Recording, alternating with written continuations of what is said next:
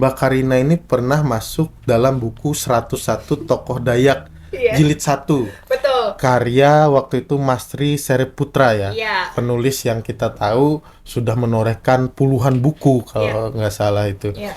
Ditawarin nih. Jadi dari kepala produser pada saat itu ngomong ke saya, Karina, kalau misalnya kita rolling kamu ke laptop si Unyil gimana? Wow, ini sesuatu hal yang menarik sih Ya, gitu ya kan? Laptop dan si Unyil. dan agak-agak mengagetkan mungkin ya Bener, obrolannya. obrolannya karena kan kita pada saat itu konsepnya adalah news presenter. News presenter pada saat saya di Hard News memang saya on cam juga nih, Ya, Mas.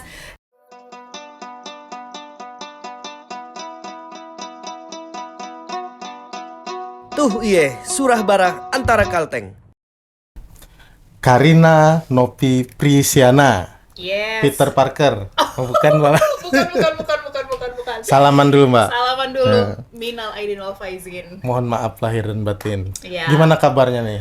Selamat Oh. datang kembali ke studio kecil kami yang Yes. mewah dan megah ini. Yang sangat kreatif ini ya, Mas Arif ya. Bahalap, Mas, bahalap. Balap. Eh, luar biasa sekali kabarnya. Dan hari-hari juga sangat menikmati waktu. Itu yang harus Ini kita lagi nikmati waktunya ya kan. di fase yang agak slow ini ya. Betul. Siap. Lagi slow living. Ah, ah. Biasanya kadang cenderung berlari, hari ini agak berjalan santai dulu. Betul, berjalan santai dan memang lagi menikmati jalan santai setelah berapa tahun, hampir berapa ya? Hampir ya 12-13 tahun ini lari terus. Sprint terus ya. Sprint terus ya kan, tapi beberapa waktu terakhir, beberapa hari terakhir memutuskan untuk mengambil pause, Ah. momen pause untuk kita bisa healing sebentar lah gitu ya. Karena kan? kayaknya kalau lari terus dunia juga begitu cepat sebenarnya. Betul, apa sih yang mau dikejar? Iya, benar. Karena kehidupan ini adalah perjalanan, bukan pelarian. Betul. Kita balik lagi, kita yang tahu kapan kita harus lari, kapan kita harus berhenti, dan kapan kita harus jalan lambat ataupun mungkin ya istirahat di tempat dulu kan. Benar. Mbak Karina Novi Prisiana ini Yes. merupakan perempuan Dayak, perpaduan Dayak Manyan dan Ngaju. Betul. Seorang yang multi talenta. Nah, kemudian juga pernah mengenyam pendidikan hingga ke negeri jiran Malaysia. Iya. Dan masih banyak lagi. Puji syukur. Dan di sini kita akan bahas begitu banyak kelebihan perempuan Dayak ini. Ini Mbak Karina ini aslinya Kalimantan Tengah, ini di mananya tepatnya, Mbak? Iya, kalau tepatnya sih memang asli Kota Palangkaraya, Mas Ah. Arif. Jadi lahirnya dulu di Kota Palangkaraya, jadi benar-benar pure Ulu Hetu, Ulu Bawi Hetu. Bapak saya itu adalah Dayak Manyan, ibu saya Dayak Ngaju. Jadi memang benar-benar asli orang sini, asli orang Dayak. Dan besar pun juga di Kota Palangkaraya. Jadi memang dari kecil, kemudian SD, ya mengenyam pendidikannya sampai SMA itu memang di Kota Palangkaraya. Dan di awal kuliah baru mendapatkan kesempatan untuk bisa kira-kira mau melanjutin pendidikan di mana nih gitu ya kan, dari orang tua, oh boleh deh di luar gitu ya. Nah akhirnya cobalah peruntungan merantau ke luar. Jadi memang kalau mau dibilang aslinya ya memang benar-benar asli sini gitu ya kan, asli Dayak. Terus udah gitu bisa bahasa juga, bisa bahasa Dayak, bisa bahasa Banjar juga gitu. Jadi Manyan bisa juga. Manyan nggak bisa kebetulan Tapi karena kalau Manuwu, Mandrus, Areng, Ate, oh itu lagu ya. beberapa Beberapa kosakata. kata itu bisa gitu. Jadi benar-benar asli sini Mas Arif gitu sih. Kenapa memilih Malaysia waktu itu? Oke, kenapa memilih Malaysia untuk sekolah? Jadi kalau boleh cerita nih ya, Mas Boleh, Arif. boleh. Di sini Boleh memang ya? wadahnya untuk bercerita. Saya untuk cerita ya. Jadi kenapa dulu memilih Malaysia? Jadi saya dulu SMA-nya adalah di SMA 2. SMA 2 Wah, Palangkaraya. SMA-nya itu unggulan itu. Yes, betul. SMA-nya Katanya sih unggulan. seleb-selebnya Palangka di situ Nah, ya. sama yang di sebelahnya kan. Iya. Viral tuh Iya. 11-12 gitu. Nah, kemudian dulu lulus sempat diminta sebenarnya bukan diminta tapi lebih diarahkan oleh orang tua untuk gimana nih kalau misalnya kamu ambil satu jurusan yang dimana kedepannya kamu bisa buka satu lapangan pekerjaan. Apa tuh kira-kira gitu ya kan? Coba deh farmasi, kayaknya di sini kurang begitu banyak apotek-apotek yang memang bisa dibilang bagus ya, mumpuni dengan apoteker yang juga pada saat itu masih terbatas. Sewaktu itu masih terbatas yang memang bisa dihitung ya. Kalau sekarang udah bergelimang banget di setiap berapa meter udah ada gitu. Nah terus singkat cerita akhirnya diarahkan untuk ngambil farmasi di kota Surabaya sebenarnya Mas Arif, di kota Surabaya, di mana salah satunya itu memang universitasnya universitas swasta yang memang punya satu fakultas farmasi yang bagus lah. Petra waktu itu Widya Mandala kebetulan ya, jadi Widya Mandala terus udah gitu ketika masuk jadi memang dari hati itu sebenarnya waktu SMA, dari SMA 2 itu walaupun jurusannya IPA. Oh, tapi IPA Mbak ya? IPA. Anak eksak juga ya? Iya, saya juga eksak. IPA Mbak. Nah, ya kan. Masih ingat rumus kimia nggak? Tidak. Sama. Apalagi itu rumus garis lurus. Apalah itulah ya kan. Kimia, fisika dan segala macam itu semua sudah lewat, ya kan. Tapi karena memang pada saat itu IPA, terus kata orang tua, udahlah kan kamu IPA juga nih, udah masuk aja farmasi gitu, udah linier gitu ya kan. Nah, tapi sebenarnya hati itu pengennya itu komunikasi sebenarnya Mas Arif, karena memang anaknya kan komunikator banget ya, ngomong gaul banget gitu ya kan, ngomong aja terus gitu. SKSD juga nggak ya? Iya, so kenal so akrab ya kan, aduh itu bahasa gaul banget itu. Nah terus akhirnya saya coba deh mengikuti keinginan orang tua pada saat itu, masuklah ke farmasi di Surabaya. Ternyata memang ketika kita memilih satu hal yang di luar dari passionnya kita, hatinya kita, itu pasti kayak ada pertentangan di dalam hati. Jadi pasti ada gejolak, pasti ada hal yang memang membuat kita tuh nggak nyaman gitu. Jadi selama itu berjalan kurang lebih 1,5 tahun, saya lebih banyak sakit-sakitan Mas Ari pada saat itu. Oh, berarti sempat menjalani sudah ya? Sempat menjalani di Surabaya 1,5 tahun. Padahal jurusannya tentang obat-obatan. Betul. Malah sakit-sakitan ya kan? Itu kenapa ya? Kok bisa ya kan? Harusnya kan kalau udah tahu nih tentang obat-obatan kan bisa mengobati diri sendiri. Tapi ternyata nggak. Oh, ternyata ini memang dari hati kita, dari dalam kita yang menolak untuk melakukan hal yang di luar dari hal yang kita sukai gitu. Sampai akhirnya sering banget sakit, bahkan sering masuk rumah sakit dan segala macam. Kemudian memberanikan diri tuh Mas untuk menyampaikan ke orang tua, Mah sebenarnya tuh dari semenjak SMA itu udah punya visi, saya tuh pengen kuliahnya di komunikasi, khususnya di public relation. Oke, kata orang tua saya gitu kan. Oke, kamu maunya di PR, kamu maunya di komunikasi. Begitu banyak kampus yang bisa dibilang mumpuni lah dengan jurusan tersebut. Kira-kira kamu maunya di mana? Ya kalau di Surabaya ada Petra, Universitas Petra itu juga bagus. Kemudian di Jakarta itu ada Universitas LSPR, London School of Public Relation. Oke, kalau kamu mau, kamu usaha sendiri. Kita udah arahin nih sampai di farmasi, tapi ternyata kamu nggak melanjutkan.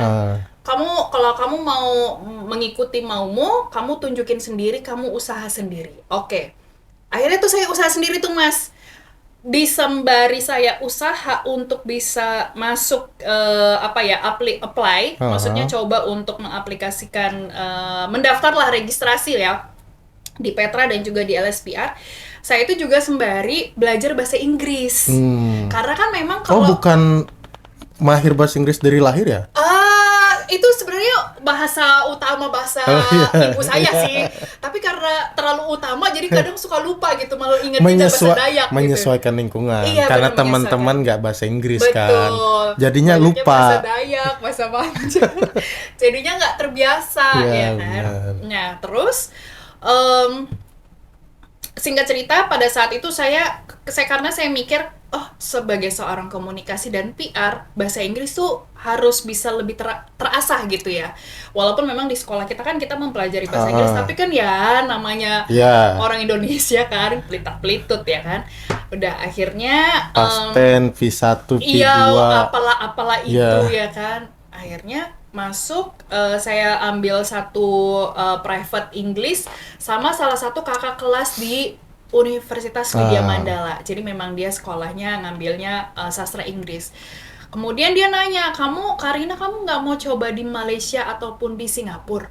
Loh kenapa gitu ya kan? Karena memang etnis Cindo ya kan, Chinese. Kenapa gitu ya kan? Karena kalau di sana dibandingin kamu kayak di Jakarta ataupun di Surabaya, sebenarnya dari segi living cost-nya, biaya harian itu nggak jauh-jauh beda. Oke. Akhirnya saya mikir, bener juga sih ya kan? Kenapa nggak saya coba? Dimana ibu saya juga bilang kalau memang kamu pengen coba untuk komunikasi di satu kampus, di satu universitas, ya kamu coba sendiri gitu. Akhirnya saya nanya-nanya nih sama kakak kelas itu ya kan, kalau misalnya saya mau kuliah di luar saya harus gimana ya gitu ya. Oh kamu cari agent sekolah, carilah agent sekolah yang bisa mengarahkan kamu untuk di kampus mana, di kota mana, di negeri mana, atau di negara mana gitu ya. Akhirnya saya coba cari di salah satu kota Surabaya agent. Oke, ya udah boleh deh. Kira-kira di mana ya komunikasi yang bagus? Ditunjuklah di salah satu universitas itu. Akhirnya saya coba, saya tes di situ Mas Arif, saya tes juga di Petra, saya tes di LSPR dan saya tes di kampus yang di Malaysia tersebut gitu kan. Dan ternyata tiga-tiganya saya diterima. Karena yang di Malaysia pun juga pas banget juga ada tes bahasa Inggris dan saya juga pas banget juga les bahasa Inggris ya. Akhirnya diterima, datanglah saya ke ibu saya. Akhirnya saya ngomong ke ibu saya, "Mah, ini saya udah nunjukin, saya udah usaha sendiri, semuanya yang saya mau itu semuanya saya diterima. Menurut mama, saya harus kemana?" Tetap minta restu dulu nih sama orang tua ya kan. Akhirnya ibu saya membuka jalan pikiran saya. Beliau sampaikan, kalau kamu di Jakarta ataupun kamu di Surabaya, kamu udah biasa dengan konsep pemikiran orangnya, kamu udah biasa dengan culture-nya, budayanya, kamu udah biasa. Tapi kalau kamu nanti misalnya memilih di luar negeri, mungkin dari segi biaya sama, tapi apa yang berbeda adalah cara berpikir kamu, di mana kamu punya exposure dengan orang-orang berbeda culture, berbeda suku etnis, berbeda bahasa, itu akan membantu kamu untuk bisa beradaptasi lebih cepat ke depannya kalau kamu bekerja. Apalagi VR. Betul, apalagi PR. Komunikasi kamu akan lebih terasah. Lalu, nggak cuman itu, tapi kamu buka channel kamu. Global channel itu yang berbeda. Kalau kamu di Jakarta, di Surabaya, channelmu hanya orang-orang Indonesia. Tapi ketika kamu membuka diri kamu untuk lebih global, channel kamu adalah orang-orang dari negara lain yang mana mereka pun juga pasti membawa kesempatan yang lebih baik untuk kamu. Akhirnya dari situlah saya memilih untuk di Malaysia, di Kuala Lumpur. Gitu Mas Arif. Saat menjalani itu gimana Mbak? Kalau secara yang paling berkesan mungkin apakah memang benar perbedaannya begitu jauh atau bagaimana? Perbedaannya begitu jauh, betul. Karena memang bisa dibilang dari segi kampus aja. Kalau kita ngomong dari segi fasilitas. Fasilitas itu berbeda banget gitu. Karena memang di sana itu bisa dibilang kita ini sendiri Mas. Maksudnya kita harus aktif, proaktif. Jadi mahasiswa itu diminta untuk proaktif sendiri dari semenjak dini lah gitu ya kan. Kita harus nanya, kalau misalnya dari satu kampus ke kampus lain itu memang ada shuttle busnya dan kita tuh juga harus berani nanya. Jadi ini arahnya kemana aja, fasilitasnya memang pasti berbeda. Kemudian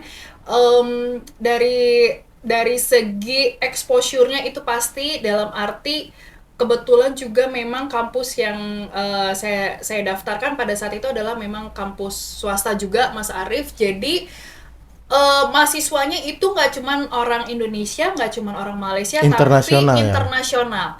Ada orang Korea, ada orang Cina dari timur, area-area Asia Timur, Oh. Kazakhstan, Uzbekistan dan segala macam yang stan-stan lah itulah. Oke. Kemudian South Africa. Nah, itu mereka banyak ngambil kuliah di kampus tersebut, di universitas tersebut. Kenapa? Karena satu, jika dibandingkan kalau mereka mau belajar ke US, ke Eropa, biayanya jauh lebih tinggi. Nah, kalau misalnya mereka ngambil kuliah di Malaysia dengan di universitas yang kiblatnya juga ke Eropa, mereka punya plusnya banyak. Lebih murah, tapi pendidikannya sama dengan Eropa. Nah, itu yang membuat jadi berbeda di satu sisi ya. Jadi pertemanannya pun juga jadinya lebih variatif tentunya ya kan. Circle-nya tuh jadi lebih variatif. Circle-nya kalau yang biasa di WA ada si Andi, Iya, si Siti lah, sekarang si Bambang lah. ada Kim Yo, Iya, ada Lisa Blackpink, iya, bukan? ada Song Hye Kyo gitu ya kan misalnya. Jadi memang teman-temannya inner circle-nya lebih variatif, dan begitu masuk pun juga kita yang pada saat itu diminta untuk orang Indonesia kan tetap ada kelas kayak apa ya, bisa dibilang kelas adaptasi lah gitu ya kan, karena kan kita dari Indonesia masuk ke kelas internasional, dan di situ tuh kita disatukan dengan teman-teman yang itu tadi orang-orang dari luar semua, non Malaysia yang membuat kita jadi kayak lebih bisa apa ya, beradaptasi lebih cepat. Oh, dunia internasional tuh seperti ini loh pertemanannya, orang-orangnya gini gitu sih. Itu untuk adaptasi awal waktu itu cukup lama nggak sih Mbak? Karena kan perubahan yang signifikan.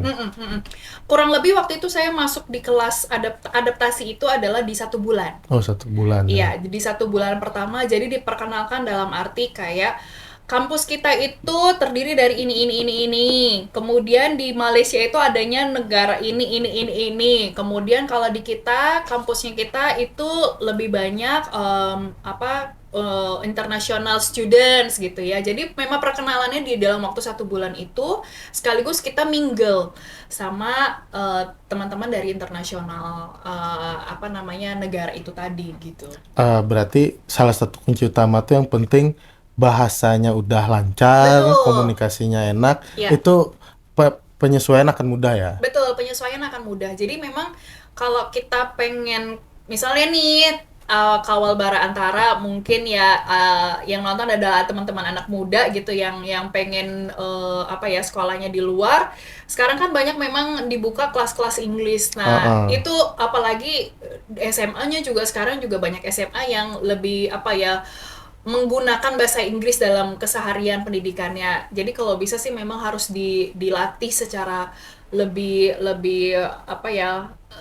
keras lah untuk bisa bahasa Inggrisnya lebih fasih gitu. Intinya itu peluang bagi kita anak Kalimantan Tengah untuk bisa mengenyam pendidikan di luar negeri itu terbuka lebar. Terbuka lebar. Bahkan sekarang setahu saya Mas Arif malah lebih banyak jika dibandingkan dengan pada saat itu tahun 2006, 2007, 2008 kurang lebih ya saya ke Malaysia gitu.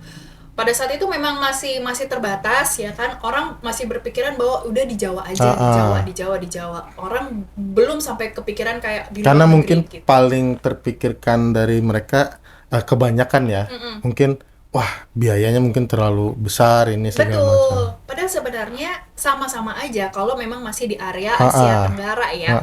Itu nggak terlalu jauh sih. Apalagi sekarang kayaknya juga banyak negara-negara yang membuka kesempatan untuk beasiswa. Jadi baik dari Indonesia pun juga ada ya LPDP, tapi Jadi, negaranya sendiri pun juga dari negara banyak cari peluang, Betul. cari informasi. Betul dan berani sih. Berani Nah, mengambil keputusan. setelah mengenyam pendidikan di sana itu berapa tahun Mbak? Kebetulan pada saat itu langsung lanjut Mas Arif dari S1 ke S2. Jadi waktu itu saya ngambil Bachelor of Communication. Jurusannya, majoringnya itu adalah PR. Jadi kalau dalam bahasa Indonesia itu adalah sarjana komunikasi, jurusannya PR. Kemudian saya langsung lanjut ke Master of Business Administration atau MBA ya gitu ya. Itu Lanjut, jadi kurang lebih sekitar 6 tahun di Malaysia, di Kuala Lumpur. Setelah itu langsung ke dunia broadcasting ya? Betul. Broadcasting. Jadi bahkan mungkin belum lulus kali, Mas. Jadi pada saat itu memang sudah stage terakhir, sudah thesis project lah gitu ya kan di S2 tersebut. Jadi memang sudah submit, sudah saya kumpulkan, sudah ada hasilnya memang, tapi belum wisuda, belum penyerahan. Jadi pada saat itu ya bisa dibilang sudah bekerja, walaupun memang belum lulus ya, gitu bisa dibilang gitu sih. Itu langsung ke Trans 7 waktu itu? Iya, itu langsung ke Trans 7. Jadi ya itu bisa dibilang apa ya, sesuatu hal yang di luar dugaan sih, Mas Arif ya. Kenapa di luar dugaan? Karena nggak masuk dalam konsep saya aja pada saat itu, Mas Arif. Bukan kerangka tujuannya nggak ke situ betul, sebenarnya. betul. Jadi kan memang kalau kita ya pasti kita punya milestone ya, kita punya apa nih namanya titik-titik kira-kira setelah ini ada levelnya kemana aja. Jadi pada saat itu di S2, pada saat S1 dulu dari keluarga menyampaikan kamu mau kemana? Saya mau lanjut dulu aja deh, saya masih pengen ke sekolah gitu ya. Oke, lanjut S2. Kamu nanti kalau setelah S2 kamu mau lanjut kuliah atau gimana? Saya mau kerja. Tapi masih belum tahu tuh Mas Arif kerja. Walaupun saya udah punya visi, saya pengen jadi di dunia komunikasi. Oke, kemudian lanjut S2, kemudian setelah lanjut S2, selesai S2, sudah selesai nih saya menulis dan segala macam sudah submit. Saya jalan-jalan tuh ke Kota Palangkaraya, ke Jakarta. Karena memang kebetulan adik saya waktu itu juga lagi pendidikan S2 juga di Jakarta. Jadi saya main-main lah, saya datangin adik saya di sana. Pada saat lagi nganggur aja nih, Mas Arif lagi nganggur. Terus udah gitu nontonlah salah satu TV channel TV swasta ya, yaitu tadi Trans 7 gitu. Dulu kan memang hits banget, dalam arti Trans 7, Trans TV itu hits banget pada masa itu. Pada masa Mbak remaja itu. Iya, betul. Pada masa kalau zaman sekarang tuh kalau anak-anak lihatnya tuh adalah masa-masa Gen Z ya kan. Padahal waktu itu kita entah masa apa itu ya, Mas. Itu memang lagi in-innya. Lagi in-innya dengan berbagai program-program inovatif. Dan juga kreatif kan. Jadi terkenal banget gitu. Nah, ditambah juga ketika mereka pakai seragam itu kan mereka kayak keren banget ya Mas gitu kan. Nah saya waktu itu lagi di tempat adik saya tuh saya nonton TV, tiba-tiba TV-nya itu keluar kan. Kalau dulu tuh kan di bawahnya tuh ada tulisan yang berjalan tuh kan Mas. Benar. Nah tulisan berjalan itu saya nonton, pas waktu nonton ada pengumuman bahwa dibuka untuk news presenter, untuk bisa mencari kandidat news presenter di tanggal sekian di tempat sekian. Terus saya coba-coba nih, dalam arti kan saya punya background memang banyak diminta jadi MC sebelumnya. Pada saat di kuliah pun juga banyak diminta jadi MC. Kemudian saya rasa kok komunikasi saya cukup baik lah gitu ya kan. Dan secara keilmuan tuh masih masuk lah. Masih masuk linear kan gitu ya kan, dari komunikasi dan segala macamnya gitu ya kan. Kemudian public speaking saya juga not bad kok. Saya gak perlu diragukan lah. Aduh. Not bad kok pada saat itu gitu ya kan. Nah, akhirnya saya coba untuk memberanikan diri. Saya ngomong ke orang tua saya, "Mah, kayaknya aku pengen coba deh. Coba lowongan jadi news presenter di mana, Nak? Di Trans 7. Oh, oke, ya sudah, coba aja." Jadi akhirnya saya siapin tuh dokumen saya dan segala macam. Datanglah pada saat hari H. Pada saat hari H itu diminta ke langsung walk in Mas Arif, walk in interview di kantornya Trans 7 yang di Tendean itu, yang terkenal itu, di gedung itu ya kan. Datanglah saya di hari itu. Saya mikir kayaknya harus datang lebih pagi deh, karena konsepnya kan memang harus datang lebih cepat ya dibandingkan kalau misalnya kita sudah janjian sama orang. Akhirnya saya datang, diminta itu adalah dibukanya pendaftaran itu di jam 8, saya datang jam 7 pagi Mas Arif. Datang jam 7, begitu masuk di gerbangnya, Pas masuk di pembukaan gerbang pertama, itu orang udah banyak banget Mas Arif. Jam 7 Jam padahal. 7 padahal, pembukaannya baru jam 8. Oke. Terus saya langsung mikir kayak gini, wah ini mah alamat nggak akan keterima ini mah saya mah. Orang begini ribuan begini sampai mengular dari jam 7, coba bayangin. Oh, Iya, sudah ribuan itu ya? itu Teh? udah rame banget, istilah kata ya Iya. Mas ya. Saya nggak tahu berapa entah mungkin, tapi udah Nggak sempet juga ngitung iya kan? nggak sempat juga ngitung, tapi kan udah mengular di luar dari gedungnya Iya. Mas. Bayangin, di luar dari gedung. Saya waktu itu ditemenin sama adik saya gitu kan. Terus sama adik saya nanya, yakin kamu mau coba? Yakin. Ya, tapi walaupun dengan kayak Ya. ada sedikit pesimis Mas, tapi saya optimis gitu ya kan. Yakin gitu ya kan. Untungnya oke. masih optimis dan nggak malas Iya, malas bener. nunggu kayak Nggak gitu. malas nunggu ya kan. Ada orang yang kayak ya elah ini mah kayaknya udah Ya. pasti nggak keterima, udahlah cabut aja gitu ya kan. Tapi saya nggak, saya optimis pada saat itu. Nggak apa-apa deh, coba dulu aja. Bisa dibilang mencoba untuk peruntungan satu, dan yang kedua mencoba untuk bisa seperti apa sih interview pekerjaan. Jadi saya mau belajar tuh Mas, interview bekerja tuh gimana gitu ya. Akhirnya saya coba nunggu berdiri Mas dari jam 7. Bayangin dari jam 7 saya baru masuk ke gedung itu sekitar jam 11. Baru dapat tempat duduk di atas. Jadi naik kan ke atas. Satu-satu dipanggil, satu-satu Iya. dipanggil gitu ya. Duduk jam 11. Di dalam itu jam 11 itu masih ngantri lagi Mas, duduk lagi ya kan. Karena memang dia dibuka di satu ballroom gitu besar. Jadi banyak panelnya tuh banyak orang yang menginterviewnya banyak. Saya baru masuk, keterima itu bukan keterima one on one itu jam 12. Bayangin dari jam 7 5 jam Mas sampai jam 12. Saya mikir ya sudahlah ya. Nothing tulus lah, saya nggak banyak berharap. Yang penting saya udah coba, saya udah lihat, oh gini ya gedungnya Trans 7 gitu ya kan, paling nggak udah masuk gitu. Terus udah pernah ada fotonya juga dengan backgroundnya Trans 7 itu. Cukuplah gitu ya. untuk profil Friendster ya. Betul, bener lagi ya kan, pada saat itu lagi hits-hitsnya Friendster, awal-awal Facebook ya kan. Sudah, akhirnya nggak apa-apa. Akhirnya saya interview. Pada saat di interview, pas banget juga di interview dengan bahasa Inggris. Di interview dengan bahasa Inggris, kebetulan juga mampu jawab pada saat itu. Dan langsung diminta untuk on cam. Oke. Jadi ketika itu diminta untuk on cam membawakan satu berita. Membawakan satu berita kan memang sudah ada tuh kalau di teman-teman antara Kalteng, aku yakin udah paham banget, sudah ada slide untuk bacanya ya kan di kameranya gitu. Jadi diminta baca aja ya dari kamera. Oke, nanti saya mau lihat mimik wajah dan juga cara pembacaannya gimana. Oke, saya baca aja nih, udah selesai, udah capek dong. Ya udahlah, udah. Terus saya bilang sama adik saya, udahlah, kayaknya enggak deh, enggak masuk gitu ya. Ya udah. Besoknya lewat. Udah saya nggak berharap. Lusanya saya ditelepon Mas. Saya ditelepon, Mbak Karina, selamat siang, saya dari Trans 7 HARD. Mbak Karina selamat ya, Mbak Karina lolos dari seleksi pertama.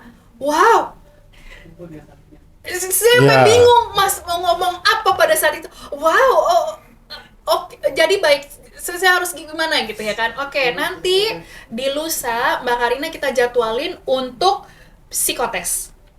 Untuk psikotes, nanti Mbak Karina datang lagi ke gedungnya kita yang tempat kemarin. Dia bilang Mbak Karina datang aja untuk psikotes. Oke, baik Mbak, siap. Datanglah lusa psikotes. Jalanin psikotes, biasa aja Mas, nggak ada yang harus saya pelajari apa segala macam ya kan, karena ya udah, saya juga nggak berharap apa-apa. Psikotes, jalan psikotes, besoknya lewat, besoknya ditelepon lagi Mas. Besoknya ditelepon lagi sama HRD. Halo Mbak Karina, selamat ya Mbak Karina sudah lolos di seleksi kedua, dan Mbak Karina kami undang untuk fokus group discussion. Fokus group discussion nanti diminta, jadi lusa lagi datang lagi nih. Jadi waktunya memang cepat banget Mas, waktunya cepat banget. Saya minta lusa untuk datang lagi ya, fokus group discussion. Oke, datanglah saya fokus group discussion. Jadi kan ini makin mengecil nih orang-orangnya kan, makin mengerucut ya Mas kandidatnya. Datanglah saya fokus group discussion. Saya di set di satu grup, kemudian saya menjalani fokus group discussion itu, seleksi yang ketiga itu saya jalanin. Sudah selewatnya aja, paling saya baca dikit tentang apa sih fokus group discussion. Saya harus bagaimana sih ketika saat itu. Saya hanya mempelajari itu aja gitu. Kemudian saya jalani dan segala macam. Besoknya ditelepon lagi, selamat Mbak Karina, Mbak Karina lolos dan diminta untuk interview dengan usernya itu adalah bagian dari tim program liputannya, program beritanya. Oke, pada saat itu besoknya ya menjalani, kemudian saya interview langsung dengan produsernya. Jadi ditanya segala macam, interview seperti biasa. Oke. Gak lama, beberapa hari, nah ini agak lama nih, jedanya ada sekitar 2-3 hari.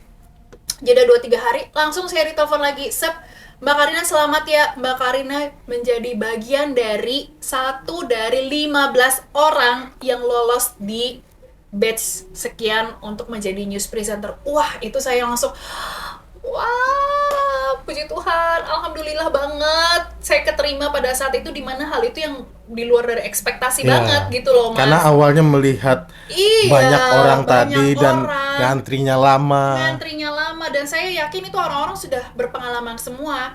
Orang-orang yang mungkin dari TV-TV lokal, mungkin dari TV-TV yang swasta sebelumnya, ya kan, mereka mencoba peruntungan juga. Saya yakin ini pasti orang-orang yang sudah berpengalaman di dunianya gitu ya kan. Terus ada yang nyeletuk, gitu. ya Karina enak, bisa langsung kerja di Trans 7. Nggak tahu prosesnya panjang seperti itu. Iya, nggak tahu mereka prosesnya. Harus berdiri 5 jam ya di luar. 5 jam, datang pagi-pagi dari jam 7, ya kan, harus ngelewatin berbagai macam seleksi. Bayangin dari istilah kata dari ribuan yang kita nggak pernah tahu berapa banyak orangnya, ya kan. Ya, ambil kata dari ratusan ribuan itu sampai akhirnya terpilih masuk jadi salah satu dari 15 orang yang terpilih. Itu luar biasa banget sih, Mas. Maksudnya ya bisa dibilang entahlah itu memang lucky, maksudnya memang beruntung, ataukah memang ya sudah jodohnya, sudah jalannya untuk berkarir di Trans 7 gitu, di broadcasting. Itu jadi presenter maksudnya pembawa berita atau yang bertugas di lapangan atau di mana? Jadi semua perlu tahap, Mas. Oke. Memang pasti semua karir perlu tahap. Jadi tahap yang pertama adalah memang reporter dulu. Dimana kita diajarin seperti apa sih kita menggali tentang pemberitaan, kita menggali dunia jurnalis itu seperti apa. Dan itu hard news atau bukan? Pertama hard news. Hard news yang seperti Mas Arif ya gitu ya kan. Jadi memang pemberitaan harian reguler yang mana mungkin pada saat itu, pada tahun itu 2014 itu adalah pemilihan proses dari kampanye pemilihan Presiden Jokowi Prabowo yang pertama. Oh, itu tugas pertama itu? Tugas pertama, bayangin Mas Arif, saya diminta untuk mengikuti Prabowo dan juga Jokowi. Wah, itu pengalaman yang luar biasa banget, Mas. Saya bisa langsung mengawal tokoh nasional dan nasional, kandidat untuk jadi orang nomor 1. Itu luar biasa banget, dan saya bisa ketemu dengan orang-orang yang luar biasa pada saat itu juga, ya kan. Tokoh-tokoh politik yang luar biasa pada saat itu, yang pada saat itu kita lihat, wah, itu cuman kita bisa lihat di TV aja, tapi ternyata pada saat itu saya bisa lihat langsung, saya bisa doorstop langsung, ngobrol langsung, saya bisa menanyakan main-main. Apa yang dipingin. Betul, apa yang ingin saya tanyakan, dan di situ juga saya menggali dunia jurnalis saya ya. Pada saat itu kan memang saya kuliah ada mengambil tentang jurnalis dan copywriting juga. Jadi menulis tentang pemberitaan, press release dan segala macam gitu. Jadi itu lebih banyak menggali sisi jurnalis saya gitu. Bagaimana menggali pemberitaan, membuat pertanyaan untuk menjadi lebih detail lagi jawabannya gitu ya kan. Doorstop dengan tamu-tamu, dengan tokoh-tokoh, main-main ke Istana Negara, Mas Arif. Sudah pernah bertugas di sana. Dengan hanya menggunakan kartu pers kita itu yang sangat luar biasa. Mujarabnya ya kan, main ke Istana Negara, main ke kantor gubernur Jakarta. Kalau ke istana itu kan celana harus kain dengan ketentuan yang ketat.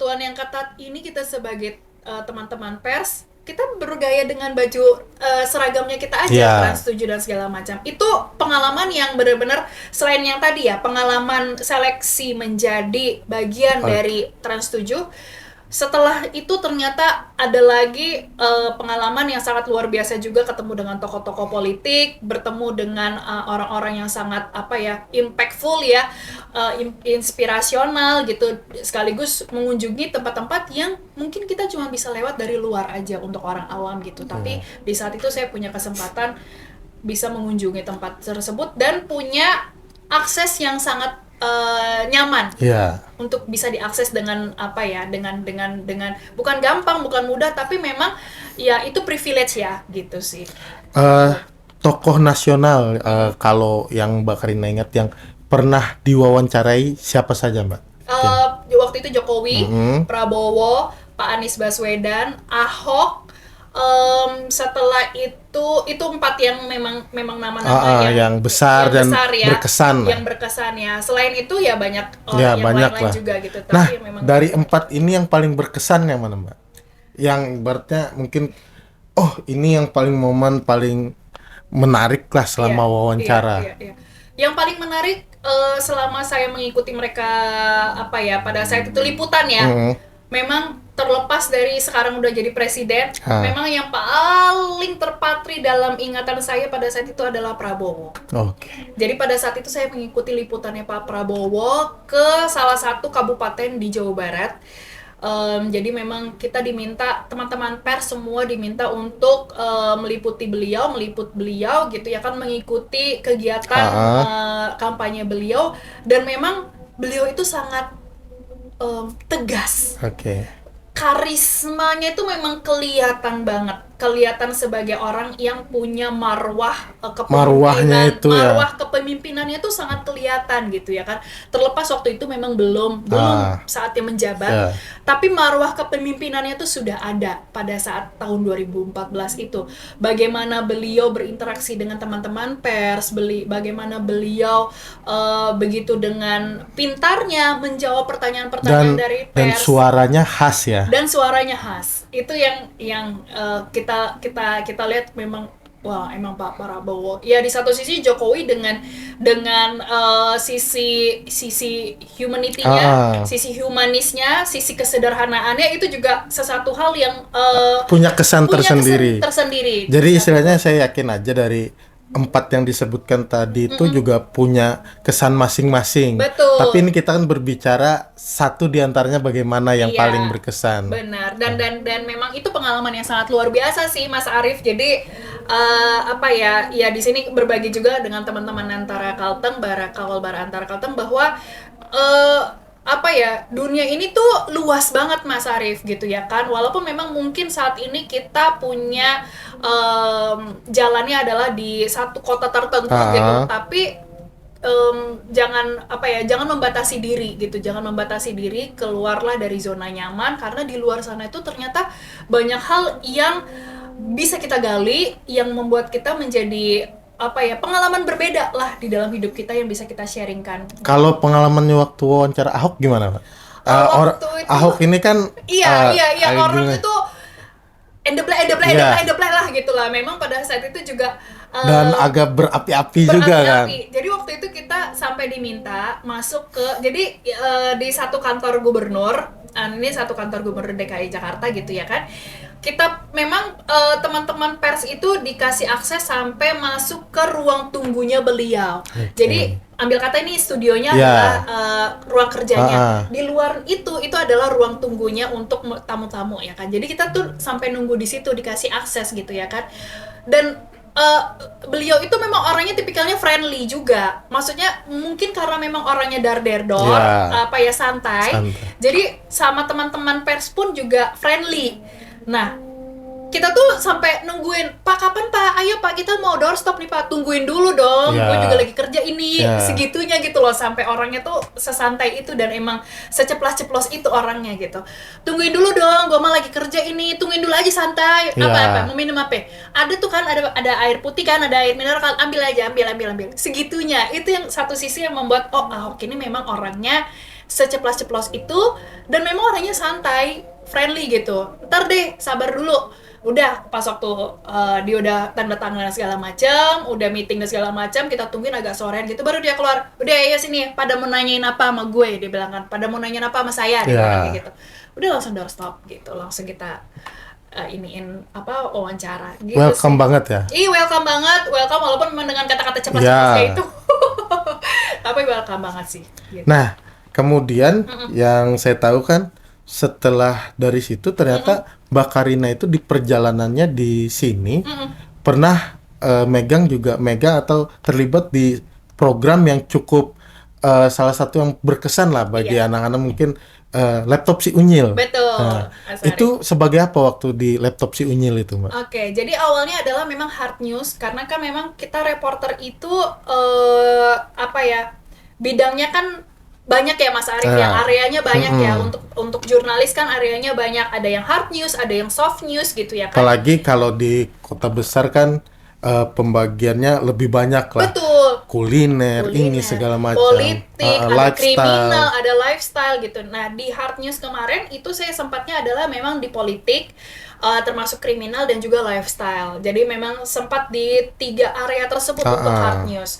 Nah, jeda beberapa bulan saya menjalani di hard news. Di satu sisi, di soft news ini perlu orang yang bisa satset, perempuan satset yang bisa gercep, istilah kata lu mau nyebur ke mana nih ke rawa pun juga lo nggak apa-apa deh gitu ya kan gitu.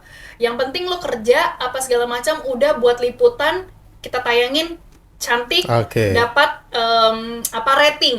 Kalau kita di TV kan rating. Oke, akhirnya ditawarin nih. Jadi dari kepala produser pada saat itu ngomong ke saya, Karina, kalau misalnya kita rolling kamu ke laptop si Unyil gimana? Wow, ini sesuatu hal yang menarik sih gitu ya kan? Dan laptop si Unyil. Dan agak mengagetkan mungkin ya. Bener, obrolannya karena kan kita pada saat itu konsepnya adalah news presenter. News presenter pada saat saya di hard news memang saya on cam juga nih, Mas. Jadi saya masuk ke kamera, saya dilihat sama teman-teman, dilihat sama keluarga, mungkin ada juga beberapa liputannya kalau ada yang berarti pernah waktu main di itu sosial sering media. ya dipotong, dikirimin, Karina. Iya. Wah, nih Karina lagi di liputan di mana nih? Entahlah di belakangnya sampah lah apa segala macam, pokoknya macam-macam deh. Oh, ini Belakangnya keponakan saya, ini keponakan saya. Ini keponakan saya. Yuk anak-anak saya nih, anak saya. Wah, memang kadang tuh ada hal-hal kecil yang bisa membuat keluarga kita jadi bangga ya kan. Nah, news presenter pada saat itu adalah di hard news. Tapi memang ya itu tadi Mas, saya selalu membuka diri untuk bisa punya pengalaman yang lebih luas lagi gitu ya kan, nggak mau terbatas di satu sisi aja. Akhirnya ditawarin seperti itu, saya cuma mikirnya satu, ini kan saya bisa jalan-jalan nih. Itu kalau saya di hard news saya cuma di area Jakarta aja. Entah kalaupun memang misalnya saya penugasan sesekali lah. Penugasan sesekali itu pun hanya di kota-kota terdekat Jabodetabek aja. Oke, saya mikir lucu juga nih kalau misalnya saya bisa mengasah adventure-nya saya gitu ya kan, karena memang anaknya adventure banget. Akhirnya ya udah nggak apa-apa deh, Bang. Kita manggilnya Bang, produser kita kan. Oke, nggak apa-apa Bang, saya siap mau ditaruh di mana aja, di rolling mana aja saya siap. Oke, kapan mulai bisa? Kapanpun saya bisa, saya bilangan kayak gitu. Oke, mulai besok ya rolling ke laptop si Unyil. Oke. Masuklah ke laptop si Unyil, dan di situ pengalamannya malah saya lebih lama di situ Mas, di laptop si Unyil itu, karena memang ternyata dunia broadcasting, dunia komunikasi, dunia jurnalis itu seluas itu gitu. Jadi saya banyak belajar tentang dunia liputan dan memberikan liputan yang edukatif ke anak-anak itu seperti apa sih ya kan. Mungkin teman-teman kawal bara antara sering lihat kalau di Trans 7 sekitar mungkin sekarang antara jam 12 atau jam 2 siang lah pokoknya, setengah satuan ya kan, ada laptop si Unyil, dan pada saat itu juga booming.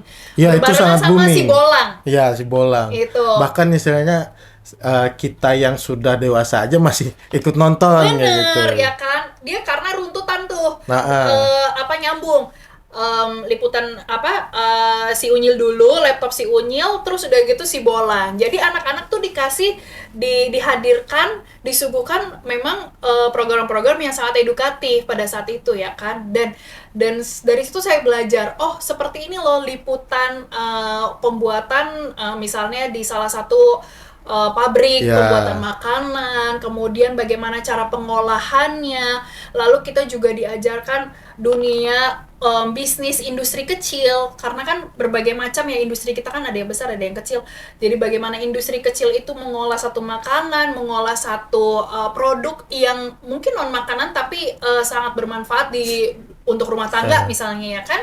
Nah, jadi banyak hal yang bisa saya pelajari di sana dan memberikan edukasi juga untuk teman-teman juga, untuk kita yang orang tua juga gitu ya kan, sekaligus dengan fun-nya itu, dengan si boneka karena itu unyilnya itu gitu. keliling Indonesia jadi Mbak. Benar, keliling Indonesia. Jadi saya pernah diminta jadi waktu itu paling lama di kantor itu cuma bisa 1 minggu 2 minggu. Ya. Selebihnya harus jalan kemana lagi, liputan di mana lagi, jangan cuma diem doang, cari liputan di mana lagi. Kita dituntut untuk cari liputan terus gitu ya kan. Nah, ada satu momen ini yang paling membuat saya berkesan juga Mas ketika laptop si Unyil adalah ketika saya diminta untuk meliput salah satu industri kecil. Jadi pembuatan terasi ebi, terasi itu kan kita juga bingung gimana sih cara pembuatannya terasi ebi ini ya kan, kalau dia bisa dibuat jadi kecil, hitam, atau mungkin ada yang bubuk gitu kan. Nah, itu di salah satu desa di Sumatera, jadi di Kabupaten Tembilahan namanya. Sumatera apa? Sumatera itu di Riau. Oh, di Riau. Iya, jadi di Riau, di Tembilahan. Di sana itu saya begitu nyampe itu saya harus, jadi dari Jakarta naik pesawat saya harus jalan darat saya harus naik kapal feri penyeberangan, naik lagi kapal yang biasa sampai naik ke Jukung. Sampai ke desa yang benar-benar desa banget, di mana listriknya terbatas, saya tidak ada wisma, jadi tinggalnya pun di rumah warga. Penduduk. Iya, di rumah warga yang tinggi karena menghindari binatang buas segala macam. Jadi benar-benar masih hutan banget, nggak ada sinyal. Jadi masih di sana itu karena desa banget Mas. Jadi benar-benar yang kayak apa ya, masih terpencil walaupun memang ada listrik tapi terbatas jam listriknya gitu. Itu yang membuat saya menjadi apa ya, bisa dibilang pembelajaran hidup bahwa oh ternyata di balik hingar-bingarnya kota besar di Indonesia ini ada satu kota kecil yang bisa dibilang itu tuh jadi tumpuan usaha industri kecil tuh jadi tumpuannya mereka, dan bahkan industri kecil ini tuh bisa sampai ke berbagai daerah, bahkan ke kota besar itu. Bagaimana cara mereka pengirimannya, kemudian logistiknya seperti apa, itu mereka kirimnya dari dari satu jukung ke jukung yang lain gitu. Dan itu untuk laptop si Unyil. Yang kalau kita tonton itu seru, nggak tahu perjuangannya harus melalui perjalanan panjang itu. Betul, harus melalui perjalanan panjang, dan kita itu satu tim biasanya adalah 3-4 orang. Jadi kita itu adalah reporter, kemudian kameramen, lalu ada satu tim perlengkapan yang membantu kita untuk setup boneka. Jadi kalau Mas Arief dan juga teman-teman dari Barantara Kalteng pasti lihat nih kalau tiap ada liputan laptop si Unyil pasti ada bonekanya kan. Dan bonekanya itu pasti ada setapan, entah ada rumah lah apalah gitu. Yang boneka itu yang megang Mbak. Itu kita yang pegang. Saya yang pegang. Gimana kita harus cari cara. Itu sebenarnya harusnya kalau zaman itu tahu. Wah, yang megang perempuan Dayak ternyata. Wah, itu kan luar biasa Mbak ya. Iya benar. Dan itu baru terungkap sekarang bagi saya saya dan kawan-kawan. Jadi kita harus itu tadi Mas. Megang boneka apa Mbak di situ Mbak Karina? Jadi waktu itu saya dibuatin satu boneka Malaysia, jadi namanya Dare, Kak Dare. Oh, Kak Dare. Iya, Ingat saya Kak Dare. Nah, itu adalah salah satu boneka yang dibuat khusus untuk pada saat saya masuk. Ya. Karena lucu nih kalau ada orang yang bisa pintar bahasa Melayu. Karena pernah di sana, pernah di Malaysia ya kan. Nanti kalau misalnya ini saya sih sebenarnya ada liputannya, tapi di sosial media saya bagaimana saya ngomong. Nanti kita masukin lah. Boleh, ya kan. Kita insert ya kan. Jadi karena Novik hoax nanti katanya. Oh iya, jadi harus ada biar kawal bara ngerti bahwa memang benar ikut ada Mbak Karina suaranya, ini laptop si Unyil kayak gitu. Iya, jadi pegang bonekanya itu ada caranya Mas. Jadi kita pun itu kursus dulu. Enggak, Oh, jadi enggak. pada saat itu langsung diajarin aja on the spot. Karena kan memang kita tuh terbatas ya orangnya kan. Iya. Jadi kita tuh harus multitasking. Kita yang reporter, kita yang ngegali informasi, ngegali liputan, kita yang juga buat storyboardnya. Ini Oke. arah liputannya mau kemana nih, jalannya Ya. mau seperti apa nih, gitu ya kan. Ngerti. Di satu sisi untuk operasional pun kita juga yang ngurusin bonekanya, gitu-gitu. Tipe-tipe yang begini perusahaan suka. Nah, itu dia. Jadi satu tuh paketnya banyak, Satu lengkap. untuk semua. Iya. Pengalamannya Iya. luar biasa sih, dan apa ya, itu yang tadi yang di awal ketika saya ditanya sama produser, siap nggak untuk masuk ke rawa, siap nggak untuk masuk ke parit, siap pak, siap bang. Wah, kalau Karena untuk megangin boneka Mas Arief, kita tuh harus tidak terlihat dari kamera, jadi Iya. kita harus Iya, biasanya kan cuma ini tidur-tiduran gitu. di balik perbincangan si Unyil yang Iya, lucu iya, ya, iya, iya. nggak tahu ada perjuangan Mbak Karina yang Iya. gimana itu posisinya Iya. ya. Rin, kadang kalau kameramen itu, Rin tunduk lagi Rin, kepalanya Rin, bocor, dia bilang, oke bang, ya pokoknya itu, jadi apa ya, keseruannya tuh di situ gitu Itu loh. pinggang nggak mudah itu ya. Untungnya waktu itu masih muda. Oh, iya. Kalau sekarang sih udah, Iya. kalau dulu waktu masih Nah, muda masih aman. yang megang boneka si Unyilnya siapa? Itu teman berarti, bukan Iya, Mbak? si perlengkapannya, si Saya abang kira perlengkapannya. Mbak semua yang handle satu. Jadi bisa, jadi gini, kalau misalnya nih, kita kan dari awal tuh kita forecasting dulu. Kira-kira kita mau liputan apa nih misalnya ya kan. Kalau kemarin misalnya ambil contoh yang tadi itu, yang si terasi Ebi itu, oke, terasi Ebi ini biasanya identiknya dengan ibu-ibu. Ya. Oke, Mbok Bariah, aku lupa deh namanya siapa. Pokoknya Mbok Bariah yang orang Madura itu. Itu yang dibawa. Kemudian biasanya nggak lepas dari bapak-bapak selengean. Si Gundul, siapa itu namanya? Saya Pak lupa. Ogah ya? Pak Ogah. Saya soalnya agak-agak ragu nyebutnya, takut salah tadi. Iya, Mbok Baria, si Ogah, ya kan. Terus udah gitu, oke, kita pasti pengen bawain anak-anak karena apa nih? Kalau di sana kan pasti kayak namanya Ebi kan di air, di sungai. Kalian pasti anak-anak pengennya main di sungai. Oke, kita bawa laptop si Unyil. Kemudian ada si Kadare, karena apa? Karena dia di dekat ke Malaysia, kan dia di Riau tuh, Melayu kan. Si Kadare juga dibawa. Kemudian Pak Raden juga dibawa. Nah, jadi dari awal itu kita udah ngekonsep dulu nih Mas. Ngekonsep, oke, untuk liputan ini kita harus bawa boneka ini. Nanti kita ngomong nih sama si tim perlengkapan. Oke Pak, misalnya Pak A, ya kan, Pak Agus misalnya. Oke, Pak Agus nanti pada saat liputan akan ada si boneka ini. Jadi Bapak satu pegang ini, saya pegang ini. Jadi dua-dua tuh.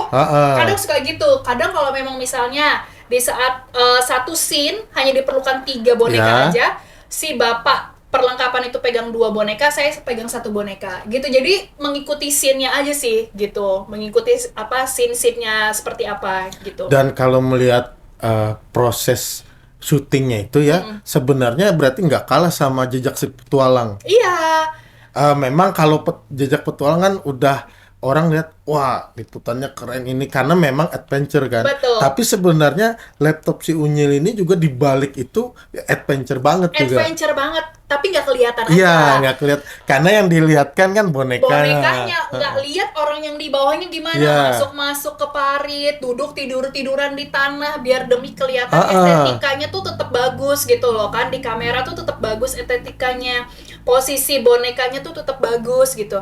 Nah, padahal sebenarnya kalau mau dibilang adventure, tiga-tiganya tuh sama-sama adventure. Jejak Si Petualang, kemudian laptop si Unyil sama si Bolang. Cuman caranya aja yang berbeda-beda. Sama ada satu lagi yang cukup viral itu kan. Apa itu? Jejak Si Gundul. Iya, Jejak Si Gundul. Kayaknya sampai sekarang masih ada Masih. ya? Masih ada Jejak Bahkan Si Gundul. di Kalsel kan sempat ada parodinya Jejak Si Bungul. Oh iya, ya, saya ada itu. saya nggak ngikutin tuh. Coba Mbak nanti. Cuman searching. kayaknya waktu itu sempat juga ada kayak misalnya Mancing Mania, Ya. itu juga pernah sampai ke sini. Ah. Nah, yang kayak gitu-gitu lah, program-program yang adventure gitu tuh sebenarnya yang kelihatan gitu ya kan, tapi kita pun juga nggak kalah adventure, cuma nggak kelihatan aja sih Mas gitu. Wah, itu luar biasa. Karena ternyata di balik laptop si Unyil ada perempuan Dayak.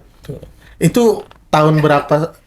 Dari tahun berapa sampai Itu tahun berapa? 2014 sampai 2015. Jadi 1 tahun karena memang kebetulan waktu itu kan kalau di kita dunia TV waktunya kan memang fleksibel banget ya Oke. Mas gitu ya kan. Jadi kita nggak gitu banyak di rumah gitu.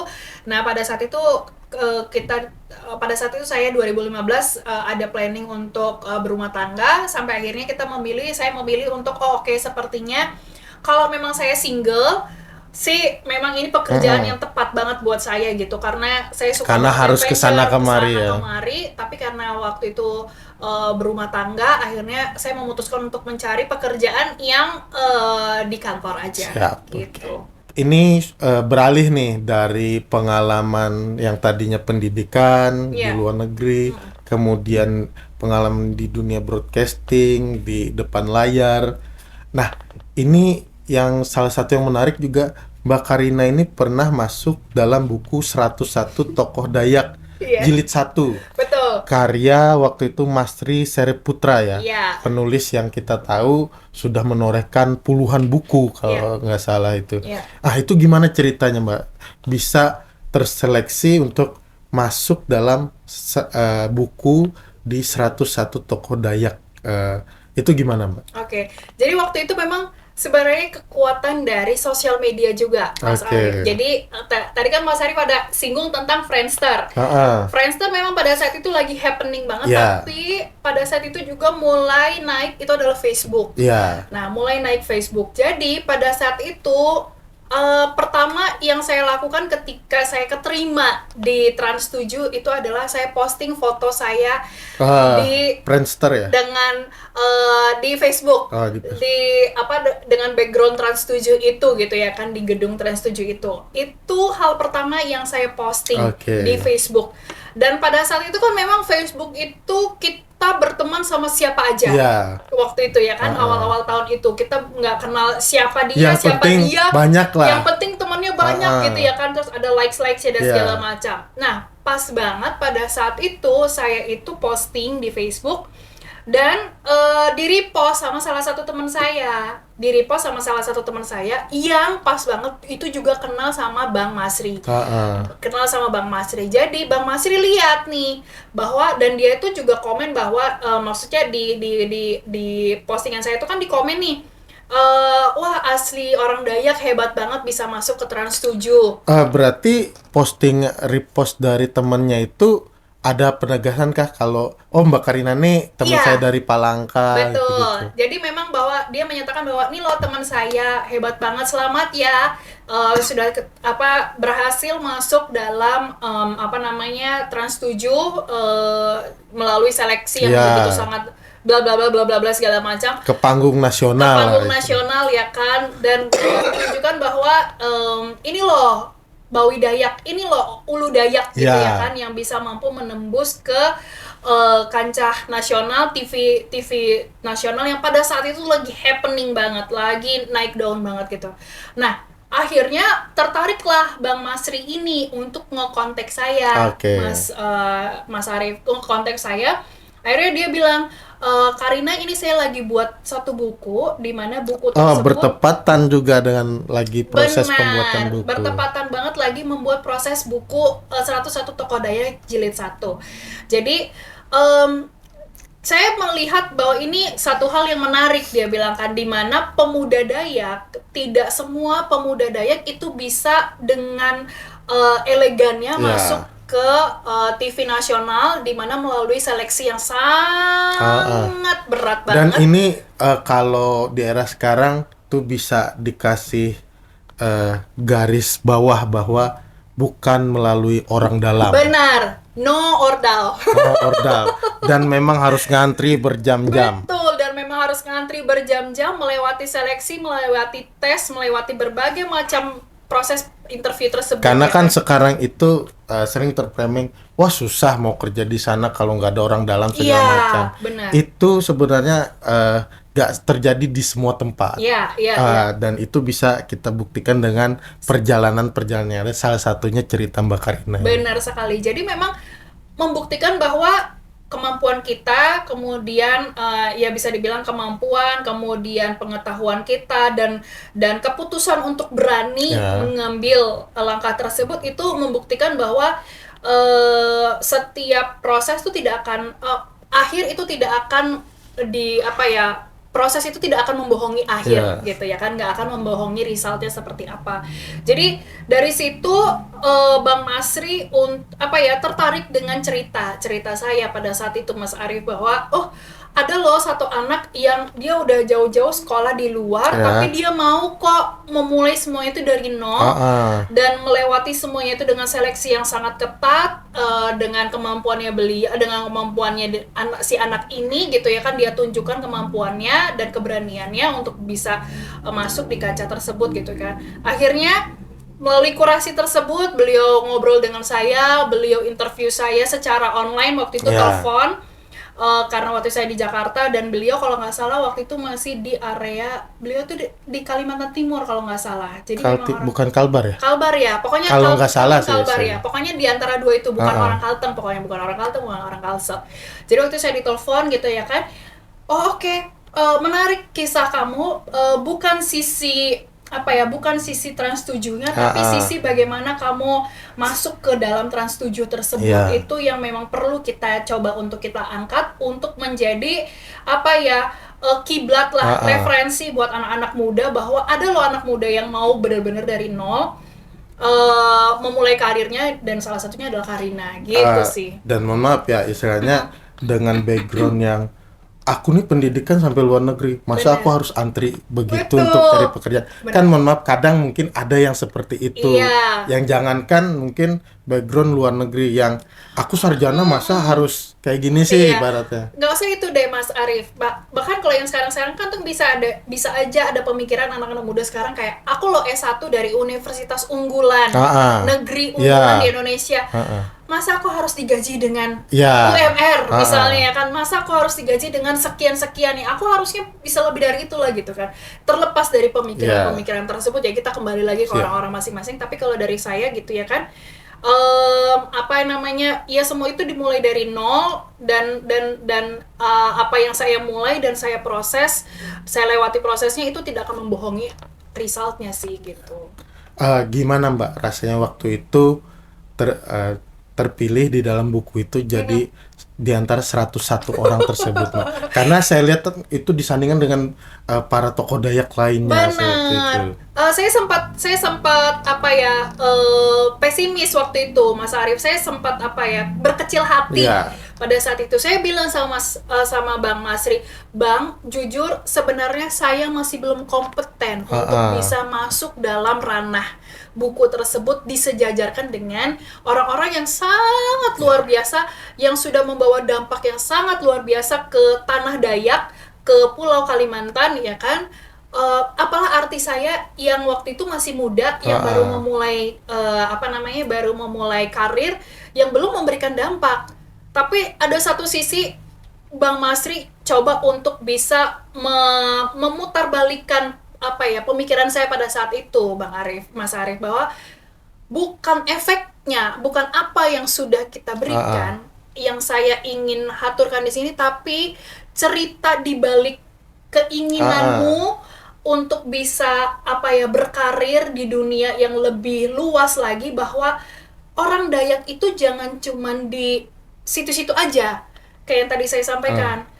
Walaupun kita bisa kok ke sana, kita bisa kok ke dunia yang lebih luas lagi gitu, ke dunia yang mungkin sebenarnya tuh kita kayak cuman di impian kita aja, kayak cuman elah itu mah khusus buat orang-orang yang orang-orang Jawa lah, orang-orang suku mana lah gitu kan, kita orang Dayak mah sini-sini aja. Enggak, bukan itu yang bukan hal yang sudah membawa dampak, tapi bagaimana dari buku ini kita membuka jalan pikiran orang bahwa orang Dayak, orang Kalimantan itu juga bisa kok disandingkan dengan orang-orang di Pulau Jawa, orang-orang dari negara, maksudnya dari bahkan mancanegara sekalipun, bahkan mancanegara sekalipun kita tuh mampu kok, kompeten kok, kita bisa disandingkan untuk bisa head to head berkompetisi lah gitu ya kan, di dunia yang lebih luas lagi gitu. Itu yang ingin kita itu yang ingin saya sampaikan di dalam buku ini. Jadi jujur pada saat itu kecil hati pasti ada, Mas Arif, karena saya belum menjadi apa-apa. Saya bahkan berulang kali, bahkan ketika pada saat di launching bukunya juga saya sampaikan, jujur ketika saya diminta untuk menjadi bagian dari 101 tokoh Dayak ini, saya belum memberikan dampak yang sangat signifikan untuk orang banyak gitu. Tapi apa yang bisa saya berikan adalah keinginan saya, kemudian semangat saya untuk saya bisa keluar dari zona nyaman dan membuktikan bahwa orang Dayak itu mampu kok untuk bisa berkompetisi dengan orang lain, orang banyak di luar sana yang mungkin belum pernah kita pikirkan saat ini. Dan terbukti sekarang banyak orang-orang Dayak yang mereka bisa dibilang mampu mencapai lebih tinggi, ya kan? Mereka bisa berkompetisi di luar sana, mereka mampu sekolah mereka mau dan punya semangat sekolah di luar negeri gitu. Terlepas mungkin bukan saya yang jadi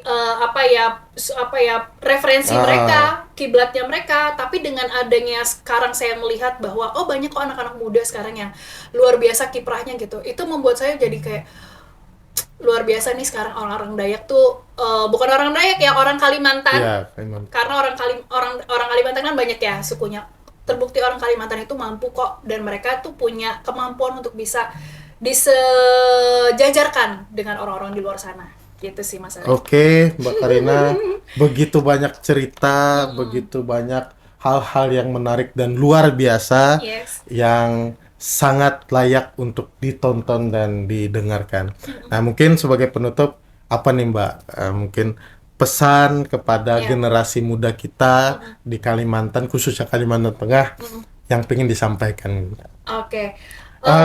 Lihat kamera aja Mbak, biar kamera kali ini khusus kayak gitu. Khusus ya, oke. Untuk teman-teman semua, para pemuda-pemudi Kawal Bara Antara Kalteng, ada hal yang ingin saya sampaikan adalah kejarlah passionmu, kenali passionmu, kenali dirimu, kenali keinginanmu, cita-citamu ingin jadi apa, kenali dulu.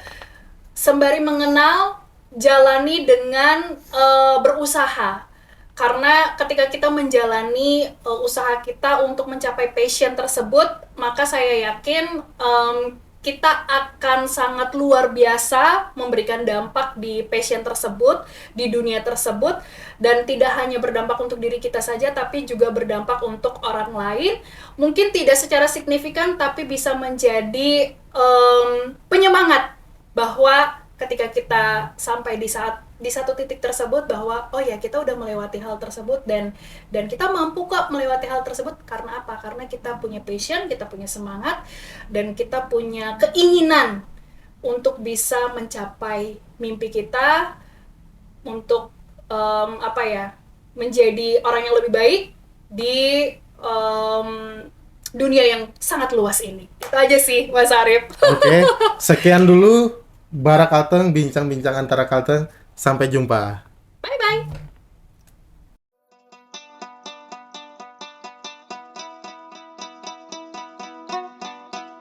Tuh iye, Surah Bara Antara Kalteng.